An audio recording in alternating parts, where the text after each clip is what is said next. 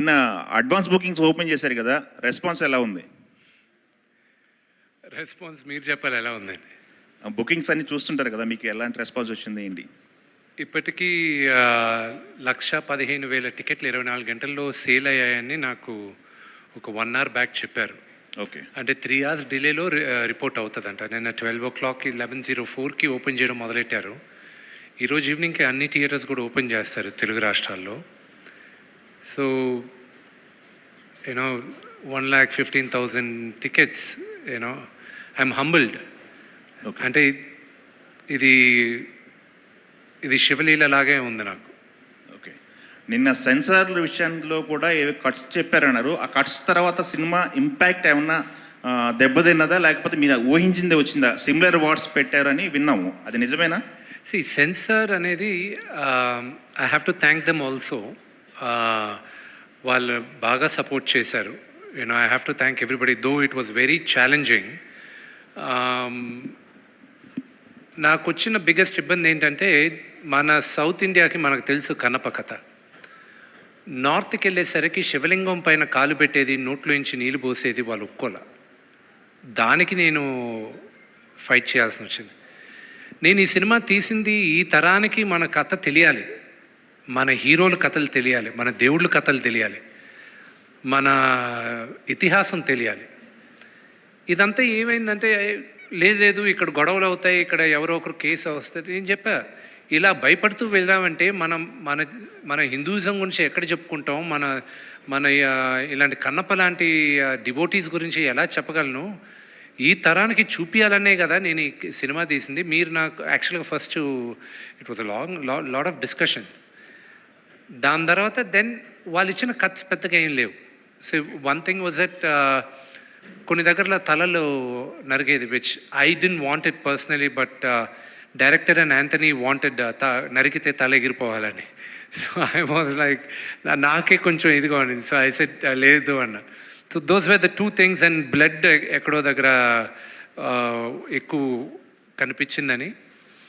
And ఆ రోజుల్లో వాడిన పదం ఒకటి, నీలాంటి నీచ జాతికి అనేది ఆ వర్డ్ ఒకటి రీప్లేస్ చేయమన్నారు. అవి చేసాం. They also have to look at the larger picture.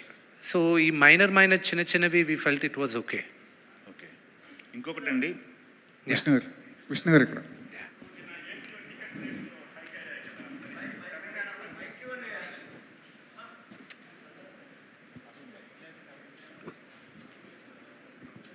Sir, ఏపీలో టికెట్ రేట్స్ హైక్ అయ్యాయి మీది సినిమాకి సంబంధించి. ఇప్పుడు మరి తెలంగాణ పరిస్థితి ఏంటి సార్? సార్, ఆంధ్రప్రదేశ్లో కూడా ఫస్ట్ అండ్ ఫార్మోస్ట్, తెలంగాణలో there is no ticket hike.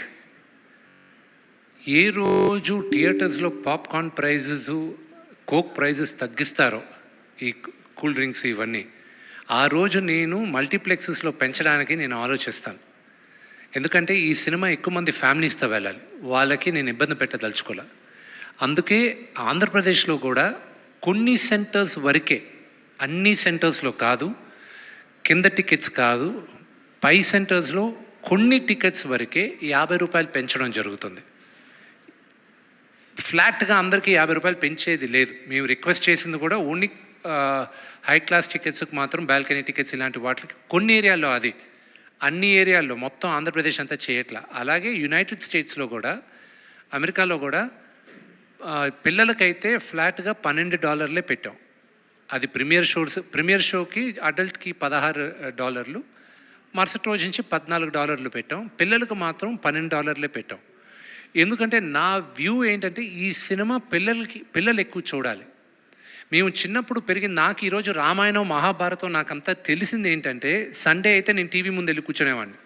Ramayanam వచ్చేది, మహాభారతం వచ్చేది, అలాగే కన్నప్ప, అలాగే రామారావు గారు తీసిన ఎన్నో సినిమాలు. నాకు మన హిస్టరీ గురించి, మన చరిత్ర గురించి, మన దేవుళ్ళ గురించి తెలిసేది సినిమాల ద్వారా తెలిసింది. నాకు కామిక్ బుక్ కల్చర్లో తెలిసింది నాకు. కానీ ఈ జనరేషన్లో కామిక్ బుక్ కల్చర్ లేదు, సినిమాల ద్వారా తెలియాలి. So you know it is my attempt. You know రాసేటప్పుడు కూడా 25 సంవత్సరాలు కింద పడిన వాళ్ళకి సినిమా చూడడానికి వెళ్ళినప్పుడు వాళ్ళకి ఎలాగ నచ్చుతుంది అనే ఉద్దేశంతోనే కథ చేసాం. సో అంతేగాని కకృతితో టికెట్ ప్రైజెస్ పెంచట్లా. విష్ణు గారు, ప్రభాస్ లాంటి స్టార్ని ఈ ప్రాజెక్ట్లోకి తీసుకొచ్చారు. అది మీ పెద్ద విజయం, అది బిగ్గెస్ట్ సక్సెస్. కాకపోతే అంటే ఆయన కనీసం ప్రీ రిలీజ్ ఫంక్షన్లో తీసుకొచ్చుంటే ప్రభాస్ ఫ్యాన్స్ ఇంకొంచెం హ్యాపీగా ఉండేదేమో. ఆ ప్రయత్నం ఎందుకు చేయలేదు? నా బ్రదర్కి మొహమాటం, కొన్ని అతను కంఫర్టబుల్గా ఉంటాడు, కొన్ని అతను అన్కంఫర్టబుల్గా ఉంటాడు. ఈ సినిమా ప్రభాస్ చేసింది ఐఎమ్ గ్రేట్ఫుల్, రుణపడి ఉన్నాను అతనికి. ఎన్నోసార్లు చెప్పాను, ఇప్పుడు కూడా మాట్లాడుతూనే వచ్చా.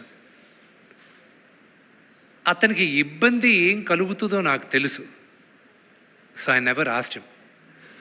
నాకు తెలుసు ఈ వాట్ ఈస్ హిస్ మెంటాలిటీ అని.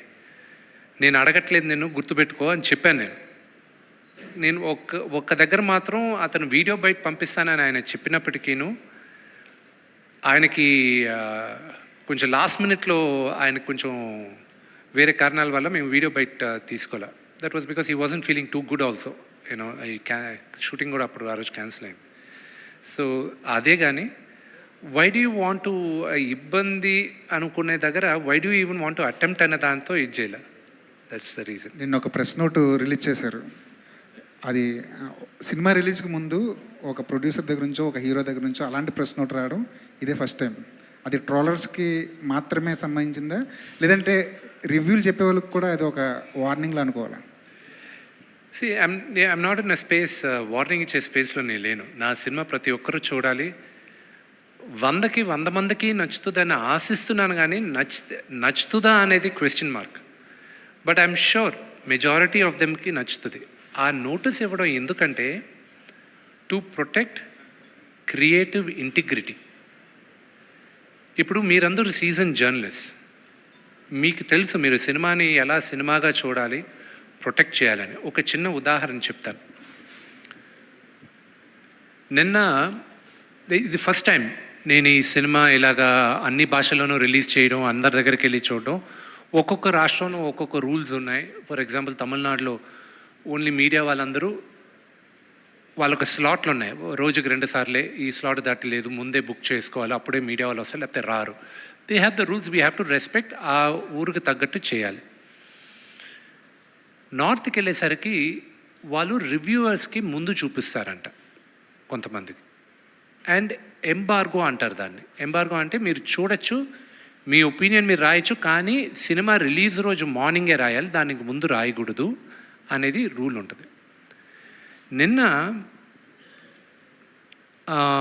నేను బాంబేలో నేను చూపిన cinema I don't have a control. అక్కడ ఎవరెవరు చూస్తారో మా వాళ్ళు ఇప్పటికి కూడా కర్ణాటక ప్రింట్లు వెళ్తున్నాయి. You know we are last minute we are having pressures లేదా. నిన్న వాళ్ళు చూశారు.